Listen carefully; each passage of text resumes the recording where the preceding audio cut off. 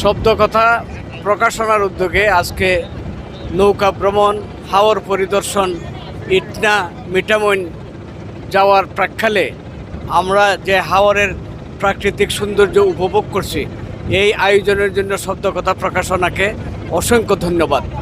আমাদের আজকের ভ্রমণে ছোটোবেলার স্মৃতিকথা মনে পড়ে যায়।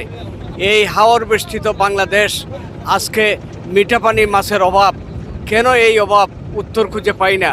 আমরা বন্ধুবান্ধবরা গল্পচ্ছলে বলছিলাম, এই হাওর বেষ্টিত বাংলাদেশে অভাব থাকার কথা নয়, আমিষের অভাব থাকার কথা নয়, পর্যাপ্ত মাছের আয়োজন থাকার কথা ছিল।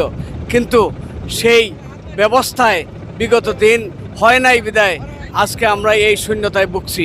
আমি আশা করব আমাদের ভ্রমণ শুধু ভ্রমণই হবে না, এখান থেকে আমরা যে অভিজ্ঞতা অর্জন করেছি, সেই অভিজ্ঞতা পরস্পরের সাথে আমরা পরস্পরের মাধ্যমে একে অন্যের সাথে যোগাযোগের মাধ্যমে আমরা অন্ততকে এতটুকু আশান্বিত হতে চাই যে গ্রাম বাংলা, নদীমাতৃক বাংলাদেশ যেন আগের মতনই পুকুর ভরা মাছ, হাওর ভরা মাছ এবং শাপলা শালুকে ভরা এই অঞ্চলে পরিণত হয়, সেই ব্যবস্থার দিকে বর্তমান সরকার নজর দিবে, এতটুকুই আমি আশাবাদ ব্যক্ত করি।